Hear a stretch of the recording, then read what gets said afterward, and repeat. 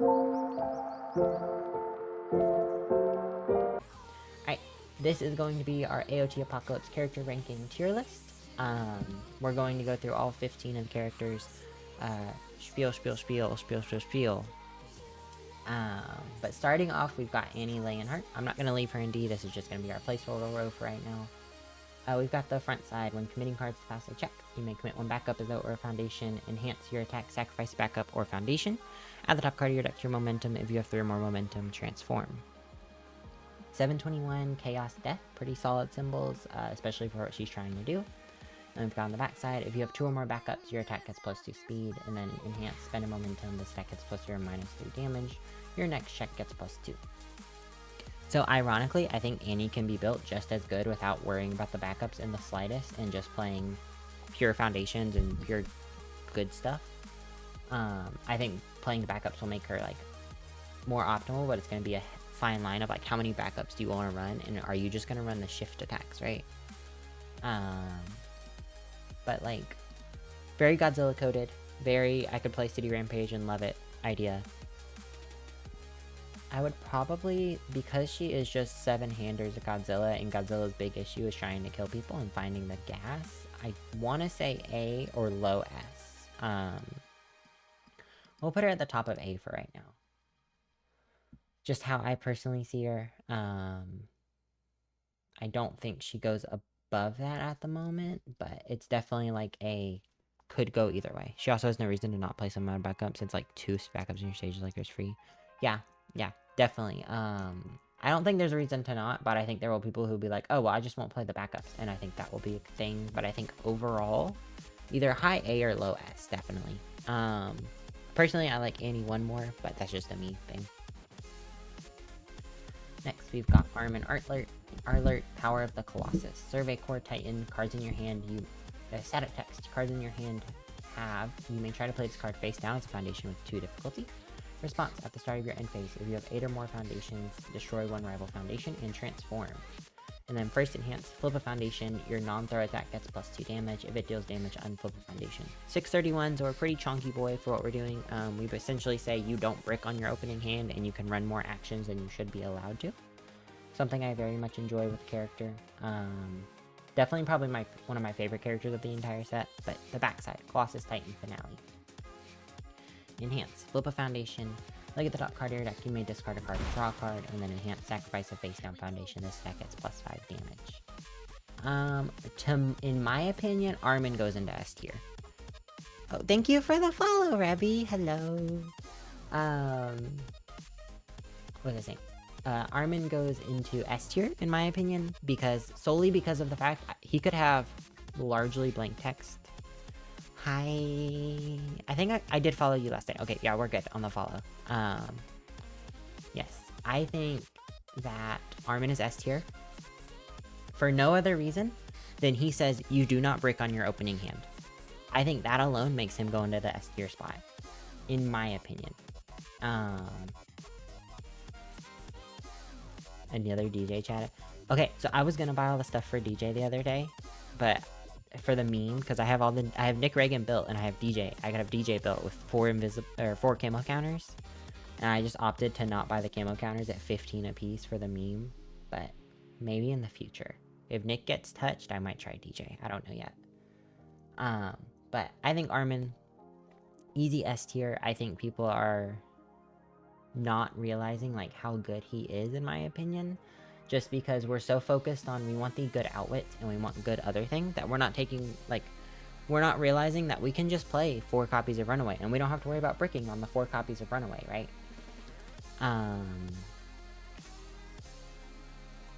Like, I think that alone makes him really good, and then, you know, just being able to smack 5 damage onto a move, being able to draw continuously so long as we have face-up foundations is really good.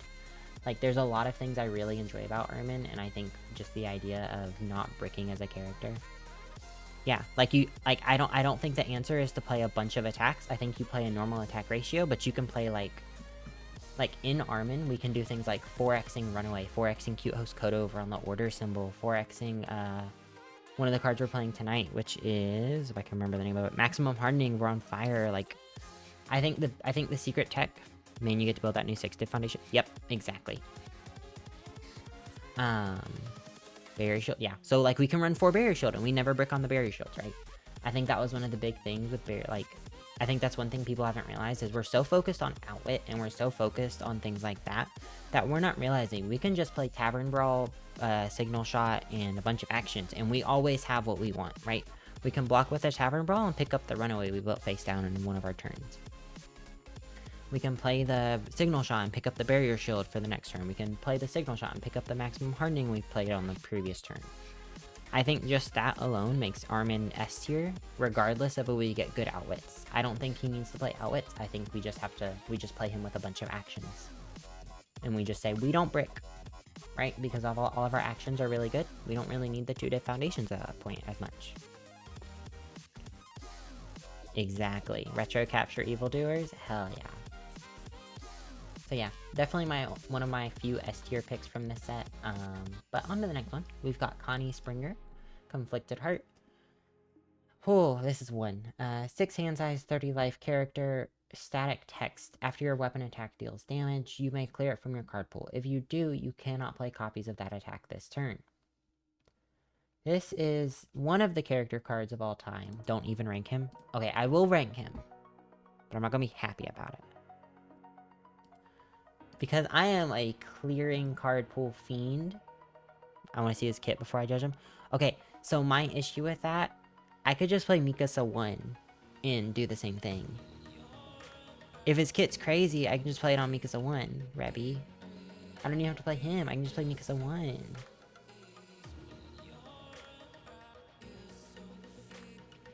Like, he's blank. Yeah, I think if we didn't have this, if we didn't either have the weapon restriction or we didn't have the you cannot play copies restriction, he'd be fine. The fact we have both makes him rough. Hi, Goob! My father was really sad. No, like, yeah, I think he just, I hate to do it, because I hate saying any character is just bad, but this is SX tier of bad. Ooh, Ochako 4 gaming, let's go. But yeah, this is just SX tier bad, realistically. Next, we have Eren. Alright, so next on it is Eren Yeager Usurper. And then we've got Attack Titan Finale. SX tier is a perfect fit. Yeah. Actually, let's do this. We're going to add a row below. We did it. Okay. I don't want that pink. I want that like that. I want this gray. There. He gets his own special tier list. Connie and SX tier. There we go. He gets his own special tier. Okay. Make it 4 tiers below. No. Connie 1 is much better and only is... So, I'm not even thinking about Connie 1. I'm thinking about Mikasa 1, who just says, I'll play all the good ones anyway that he's gonna come out with. And I'll clear it, still. And I get fire, so I get Feral Shriek and Wish Heart. That's my thing. But anyway. Next is Eren Yeager Usurper. Survey Core Titan, 5 hand size, 36 life. Enhance your attack mill 3. Add 1 Inferior Titan card milled this way to your momentum. Response: after an attack deals damage, your rival commits a foundation. If you have cycled this game, draw 1 card, or draw 2 cards and transform Eren. And then Attack Titan Finale. Your Fury and or Titan attacks gain stun 1 and get +3 damage. That seems really familiar to something we've seen before. Enhance. Once per turn, spend a momentum, add a Titan card from your discard pile to your hand. 5 hand size, 36 life. It's not terrible. That's where we'll start. He's not terrible. But, for what he is doing, I feel like there's better options. Depending on which, like, if you want the stats off the back, you can just play Barrett 1. If you want rapid momentum gain, we can play someone like Jester 1 or Mitch or any of those guys right now. No, I won't put him in D. He's not going in D. He's not going in D. I promise. He won't go in D. I promise.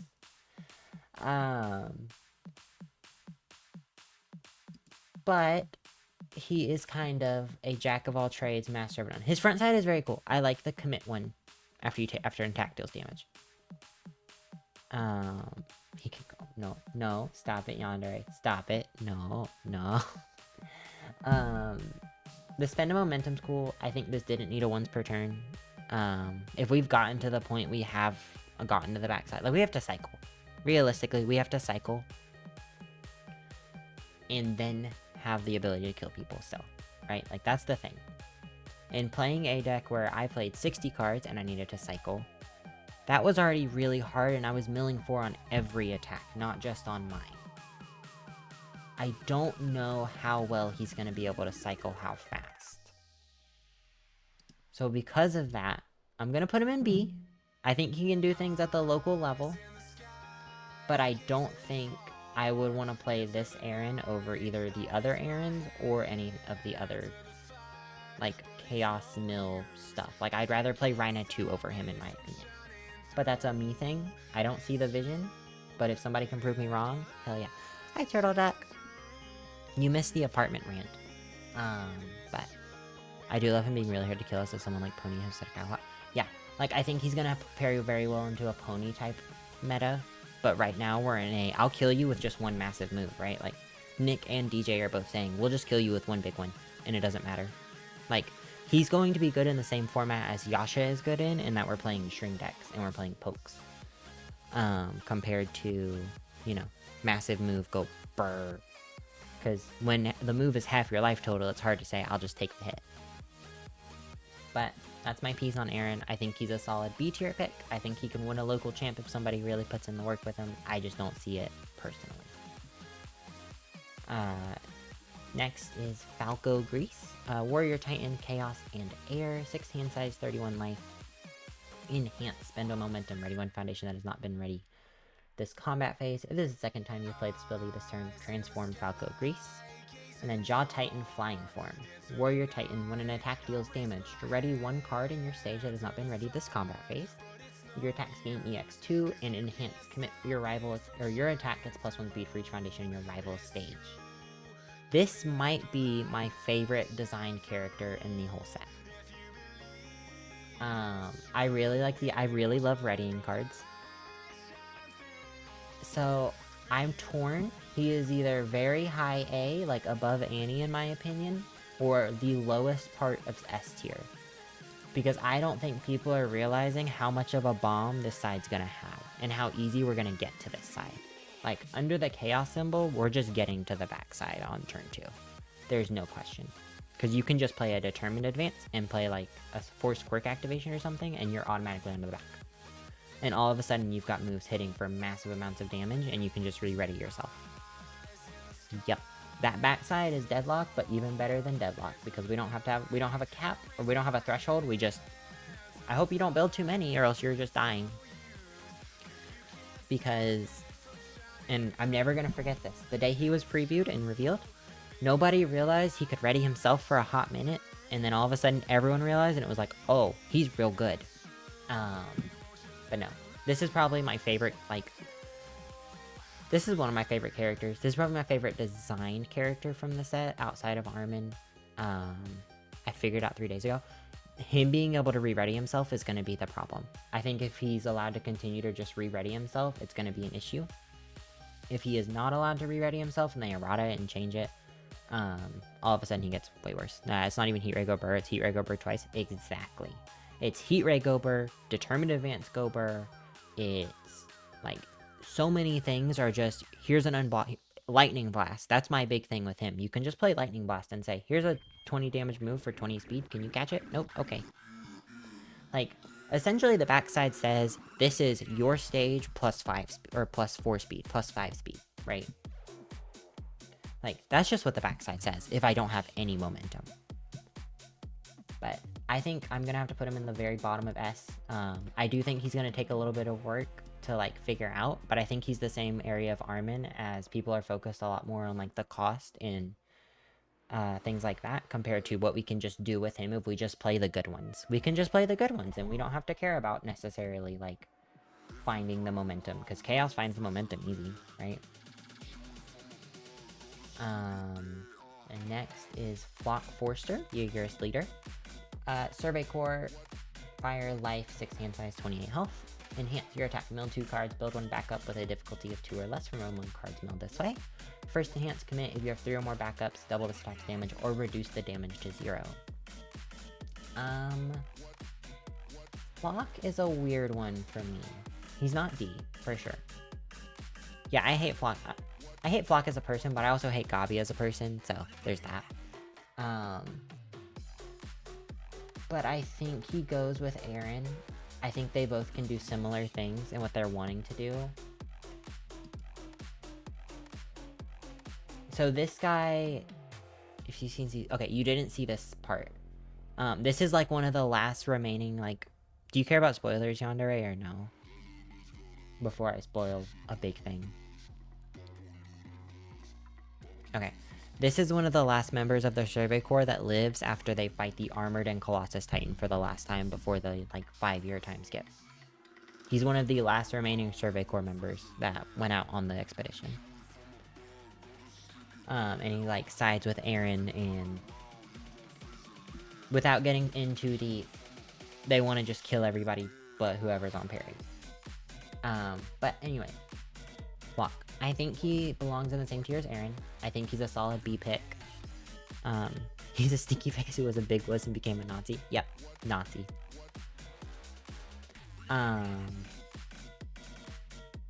That is a statement of all time. But I can't blame you, because he's cute.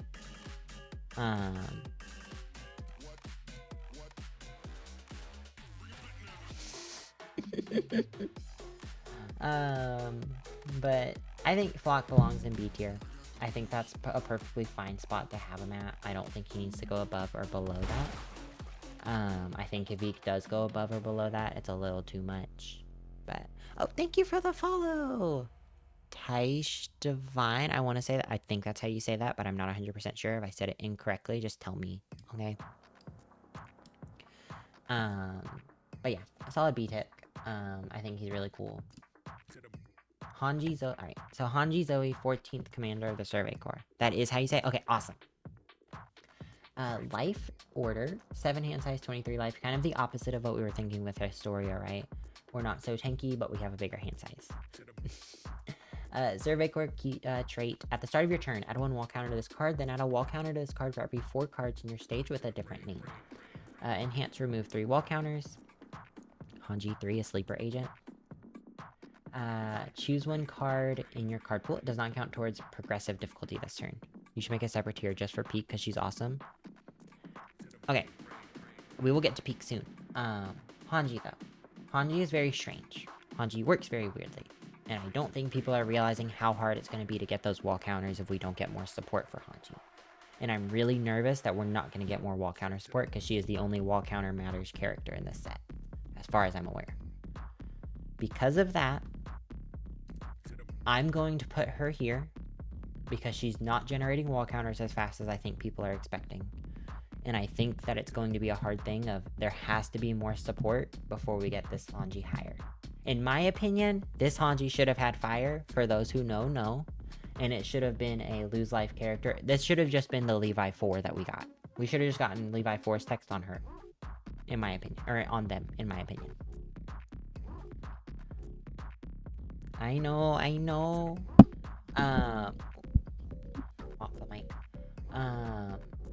But like, I think that would have been a more fitting portrayal of this character, and we just scrapped the whole wall counters matter thing. But that's just me.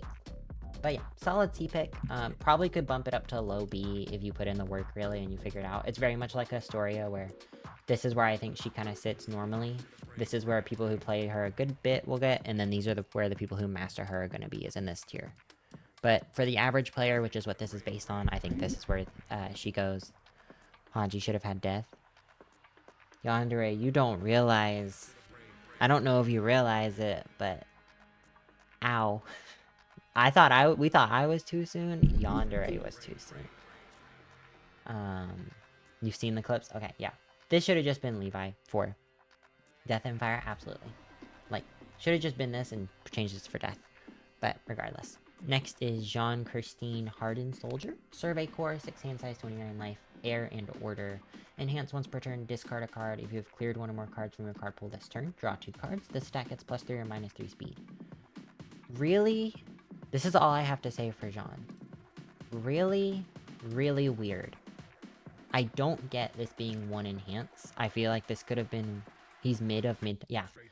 He is very, very strange, and he works very strangely. Truly. Like, I get the idea with the text.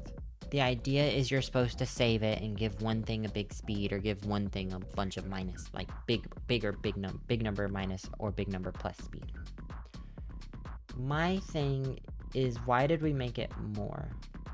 Yeah, I mean, that's fair. Truthfully, I would have rather had Gabi, because at least Gabi would have had an interesting card text instead of this, but that's neither here nor there. I'm not a Gabi fan or a Gabi supporter, but I like interesting cards and I wanted a gun. That's my only argument. But Jean. Very weird, very strange, very mid. That's all we're gonna say on this guy right here. He's gonna go right here with Hanji, definitely below. Maybe goes down to here, but I don't think he goes there quite yet. I don't think there's a truly D tier character yet.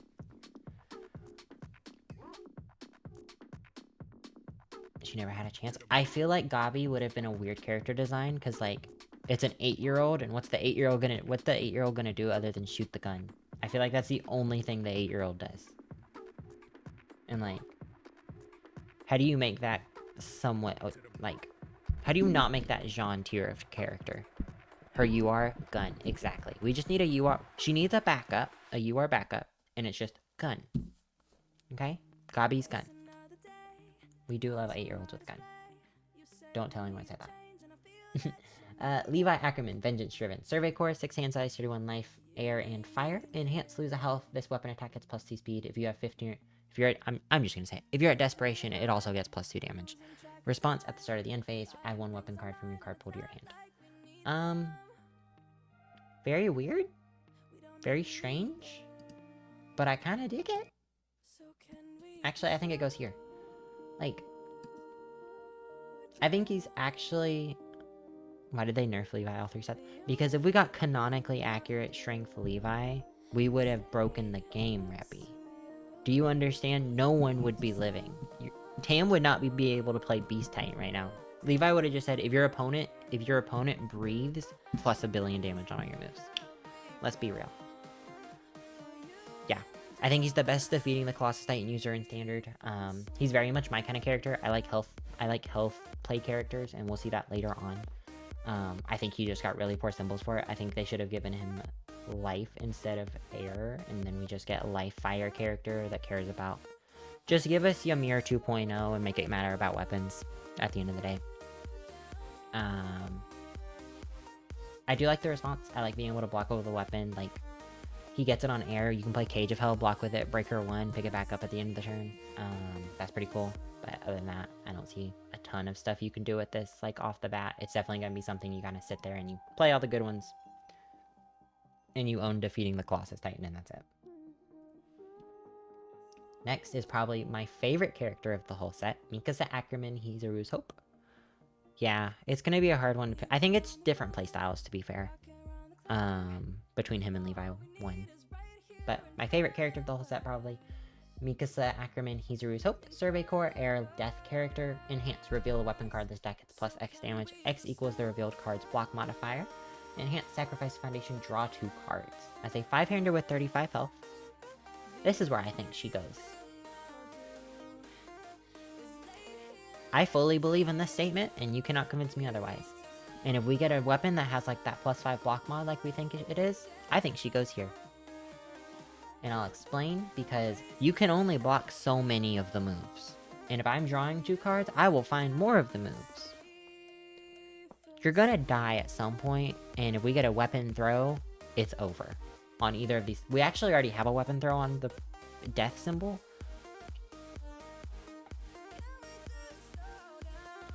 Goob, why do you make me want to sob? That's so sad. But yeah. Like, I think this is the best character of the set. Or not the best character, but one of the best characters of the set. She's the Beast Titan of the set. It gets punked on turn 2, but it's so... Exactly. I think she will have the exact same Beast Titan quote-unquote problem. But she doesn't have to play backup, so I think she has a less big issue with the Beast Titan problem, quote-unquote. I mean, fair, but Gabi hurts me as well.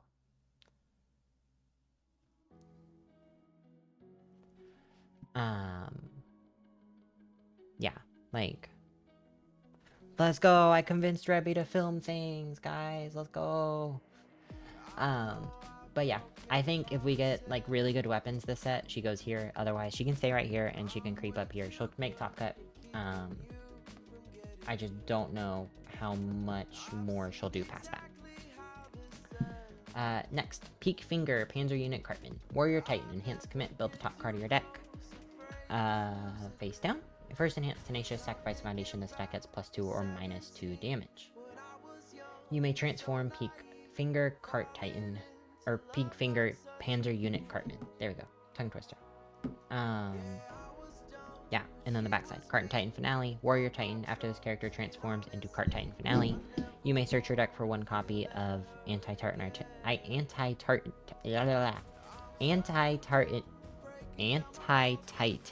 Artillery. There we go. And build it. Enhance Tenacious, sacrifice Foundation, this deck gets +3 or -3 speed. You may transform Cart Titan Finale. So we can just go back and forth, right? This essentially says we're going to give our moves +3/+3 because Anti-Titan Artillery does give it a damage, and they're a Titan, it gives it an extra damage. And then it's a choice commit Foundation or asset if we deal damage, which is not going to be hard, right? Like, that's a thing to consider, is it's just not going to be hard to deal that damage. As far as where I think she goes, I think she's the easiest one to go up here. I think she beats out Armin in the majority of the games, but the really good Armin players will beat out a Peak. In my opinion. That's just how I personally feel. I think she will get eroded because she is very obviously good, and they like to do that to the very obviously good characters. That is not what I want to happen, but I think that is what will happen. But yeah, I think this is a solid character. I can't complain too much about anything with it. I think being Death in Order is really good. Being a 6-hander is really good. It's just good old Death, Destruction, 6-hand aggro. Like, not much you can say other than that. Next, though, is Porco Galliard, Warrior Titan, Death Fire, Enhance Mill 3, your Fury or Titan attack gets +1 speed and +1 damage. You have 4 more attacks in your card pool. Add a card from your card pool to your hand. Add a card from your hand to your card pool face up, and you may transform Porco Galliard. And then on the back, it's Jaw Titan, Crushing Biter. Warrior Titan, your Fury and or Titan attacks get +2 speed and +2 damage. Response, sacrifice Foundation. After your rival plays a block, seal it. Yes, this guy definitely does fuck. I think he fucks on the same level as Annie, maybe a little bit below, because he can get a little clunky if you don't find all the good ones, but if you do find all the good ones, your opponent's probably just dead, right? Like, realistically, I think, especially with Mei, yeah, the Mei transform is what makes him insane. Yeah, front side is so insane. I want to see people experiment with the backside. I'm personally going to be more of an experimenting with the backside, because I like sealing blocks, and I like giving nats, and I like giving static stats. But that's just a me thing personally. I think if you are a more aggro focused, I want to kill them on turn 2 player, you're going to play the front side. If you want to do a bit more of a, I'm going to set up and it's just going to be completely unstoppable, you can play the backside, right? Like, I think both sides are valid. I think they're very much like Rhina 2, where it depends which side you want to spend more time on. That's the symbol, and that's how you're going to build the deck. Which, funnily enough, we have Rhina Braun, Marley's Shield. 6-hand Warrior Titan, 6-hand size, 30 light, 30 vitality, Chaos Order. At the start of the end phase, if there are 4 more card types among cards in your stage, so backup, asset, foundation, character, and you have at least 1 momentum, flip a rival foundation, and you may transform Rhina Braun, Marley Shield. First form, your non-attack cards get -1 difficulty, enhance your attack, your rival flips foundation. And then we've got Armor Titan Finale. Your attack gets +1 damage for each card type among cards in your stage, so we should be getting +4 damage, right? Rival attacks get -1 damage. Response, commit a card in your stage. After an attack is played, commit or flip 1 rival foundation. This is gonna make David really sad. No, you can go above this. Actually, I'll give it to David. He can go here. I don't see the vision. All I see is bricking on a bunch of bad cards, in my opinion. Like, that is all I can see with this character, and that is unfortunate because I think the second Rhino was really cool. I think the first Rhino was really cool. I think the making Rhino care about card types is really weird because that's not, like, a thing. I mean, I get none of it's a thing in the show, but... or in the manga, either. But it's, like, an extra weird thing because...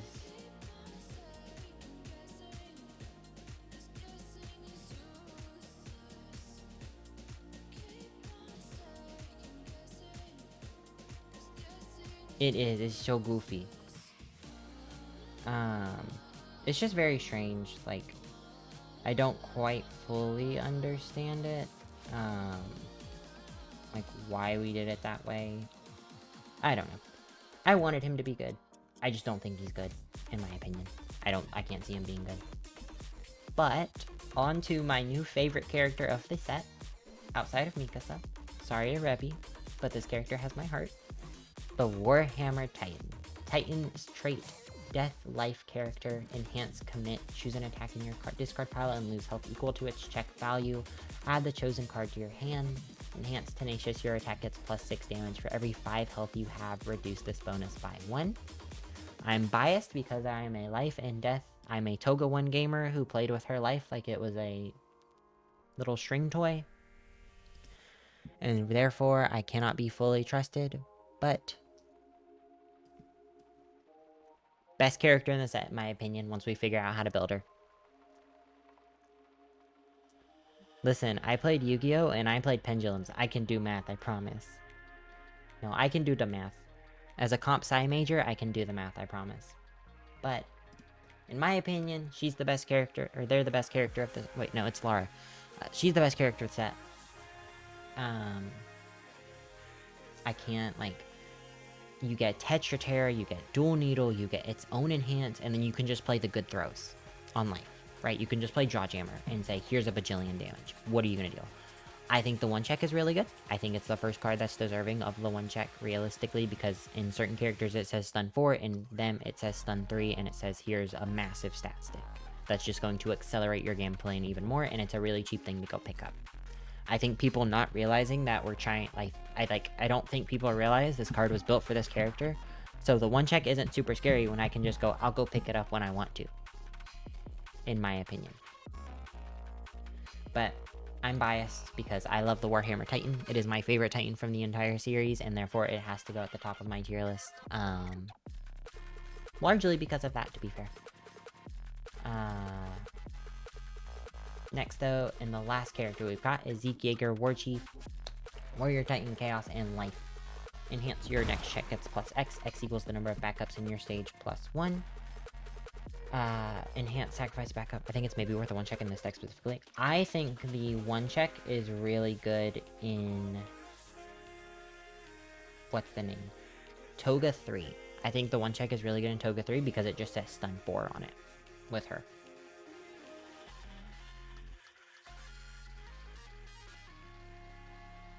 But that's my personal opinion. But anyway, Zeke. Enhance sacrifice backup. Gain a health and draw a card. If there are at least 10 backups in your stage and discard pile combined, you may transform Zeke Yeager, War Chief. Beast Titan Finale. Warrior Titan. If you have 2 or more backups, your checks play ranged and your Titan cards get +2. Enhance committed backup, gain a health, draw a card. Yeah, I mean... I think this is the best Beast Titan we've gotten. I think I can confidently put it, like, up here. I don't think it quite cracks up to here. If they give him that, he can go up closer to here. But I think until we get a way to just, you know, easy put them into the discard. Other than just, you know, the Emerge Victorious, you play no Titan backups and you cycle your deck, right? Or you play the 1 or 2 Titan backups and you just mill out your deck. Yeah. Because, as we know, check bonuses are really good. Sacrificing backups is decently good. Drawing cards is always good. And I don't see a reason why he's not good in that world. But I think he's a little capped by the ability to get backups into his discard. Also, thank you for the follow, Z-Hall. I'm so sorry I didn't see that. I'm not quite new, so I'm still learning, but 2 checks scare me enough as is. 1 check even scarier. Oh, Taish Divine, do I have a deck to show you? Hold on a moment. I think Annie goes in A because Annie's going to suffer. This is all based on current format, assuming they don't touch anything with Nick or DJ. And because of that, I think the 7-hander struggle is going to be real with her. Until you transform. That's just my personal opinion, though. But that is the tier list. I think this is I'm pretty confident saying this one. I think if we get, you know, the moment we get info on either a Nick or DJ errata, this changes. Things like Annie can get bumped up. Things like Mikasa stay here. I think the idea of getting blown out is a lot less likely, and just a lot of things. But that is the tier list. I thank you all for watching, and bye-bye.